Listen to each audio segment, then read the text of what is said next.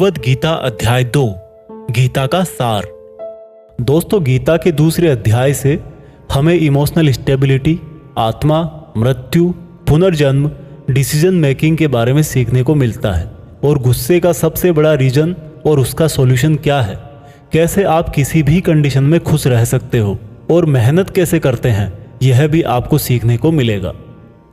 जब अर्जुन ने युद्ध करने से मना कर दिया तब सारथी श्री कृष्ण ने अर्जुन से कहा कि अर्जुन, ये तुम्हें अचानक से क्या हो गया? जिस तरह की कमजोर बातें तुम बोल रहे हो वो तुम जैसे महान योद्धा के मुंह से बिल्कुल अच्छी नहीं लगती।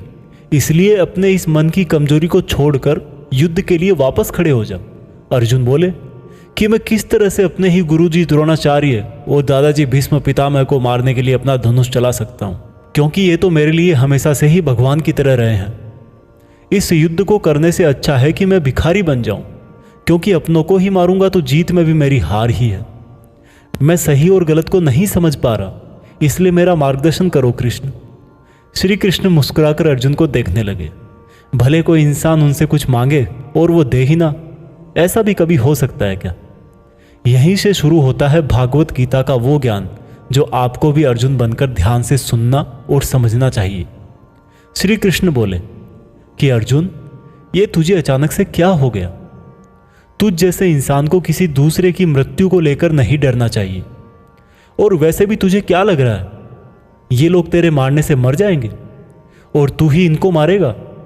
इन सब लोगों का और तुम्हारा भी पिछला जन्म भी था और अगला जन्म भी होगा। इसलिए जैसा तुम सोचकर दुखी हो रहे हो वह ज्ञान तुम्हारा अधूरा है। और रही बात इनकी मृत्यु का तुझे पाप लगने की, तो ये समझ ले, इनको मारने वाला तू नहीं बल्कि मैं हूं। तू तो इनकी मौत का सिर्फ एक कारण है और ये लोग मरने के बाद भी मेरे ही पास आएंगे, क्योंकि ये लोग शरीर नहीं है बल्कि आत्मा है और आत्मा को किसी भी तरह से नष्ट नहीं किया जा सकता। आत्मा तो अगले जन्म के लिए इस शरीर को उसी तरह से छोड़ देती है जिस प्रकार से तुम अपने पुराने कपड़े बदलकर नए पहनते हो। हे अर्जुन, जन्म देने वाला और मारने वाला मैं ही हूं। और ये बता, क्या तू किसी मरे हुए इंसान को जिंदा कर सकता है? अगर तू मरे हुए को जीवन नहीं दे सकता तो जीवित को भी नहीं मार सकता, क्योंकि जीवन देने वाला भी मैं हूं और मारने वाला भी मैं हूं, और इनकी मौत मैंने तेरे ही हाथों लिखी है।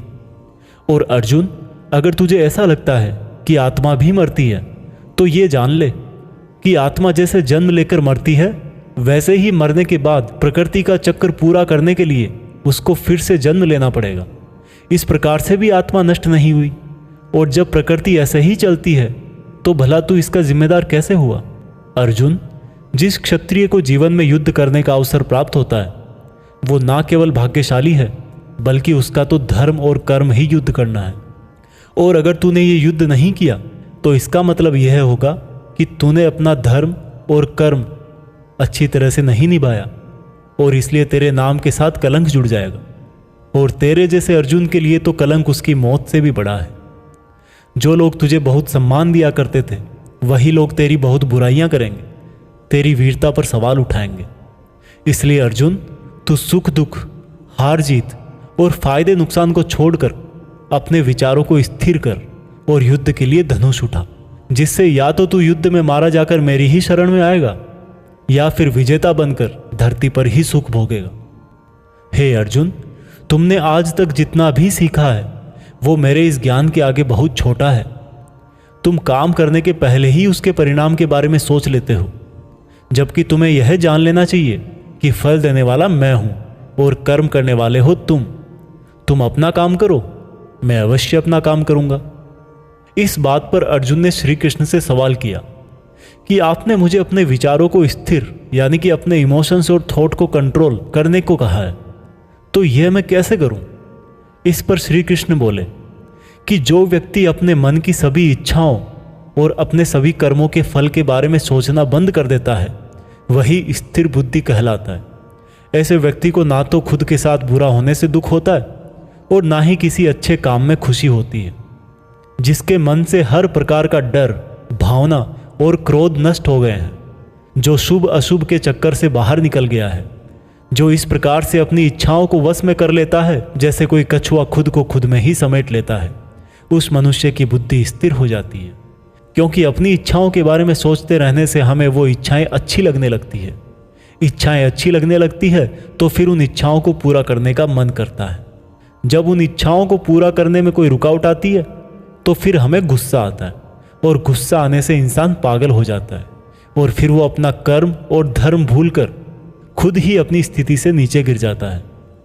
परंतु अगर कोई अपनी इच्छाओं को वश में करके उनका गुलाम नहीं होता तो उसका अंतर्मन शुद्ध रहता है और उसके दुख का अंत हो जाता है, और जब उसके सब दुख ही समाप्त हो जाते हैं तो उसकी बुद्धि स्थिर हो जाती है। परंतु जिसकी इच्छाएं और कामनाएं उसके मन से नहीं जाती है वो मनुष्य कभी शांति नहीं पाता, और जब शांति ही नहीं पाएगा तो वो खुश कैसे रहेगा भला। उसकी हालत तो उस नाव की तरह होती है जिसको उसकी इच्छाओं की हवा किसी भी दिशा में बहा करके ले जा सकती है। स्थिर बुद्धि वाला प्राणी तो उस समुद्र की तरह है जिसमें चाहे कितनी ही नदियां आके मिले फिर भी उसको कोई फर्क नहीं पड़ता, और इसी तरह का स्थिर बुद्धि वाला प्राणी मृत्यु के बाद मेरी ही शरण में आता है। दोस्तों, अब आते हैं इस चैप्टर के मीनिंग पर। आप में से बहुत सारे लोग होंगे जो अपने प्रियजनों को खो देते हैं, और आज तक आप लोगों में से जिसने भी अपने प्रियजन को मृत्यु के द्वारा इस संसार से नहीं खोया है उसको भी यह जान लेना चाहिए कि उनकी जिंदगी में भी उनके किसी सबसे प्रिय, यहाँ तक कि खुद की भी मौत एक दिन ज़रूर होगी।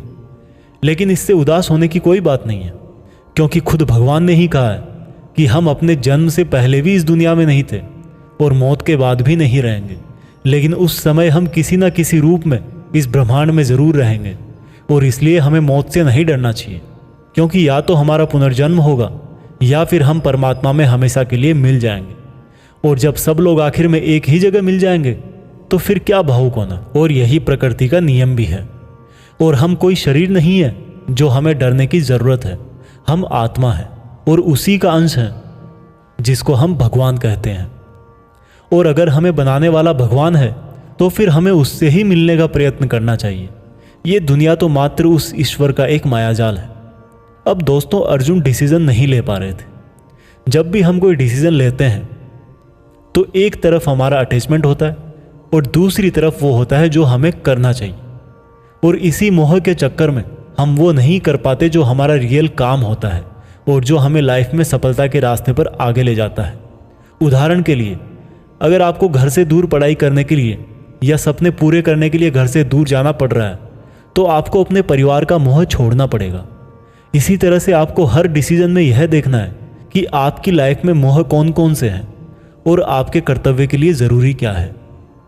इसके बाद बात करते हैं कि हमारी प्रॉब्लम्स का सबसे बड़ा कारण क्या है और उनका सबसे बड़ा सॉल्यूशन भी क्या है। दोस्तों, हमारे दुखों का सबसे बड़ा कारण है हमारा अपनी इच्छाओं के बारे में सोचना।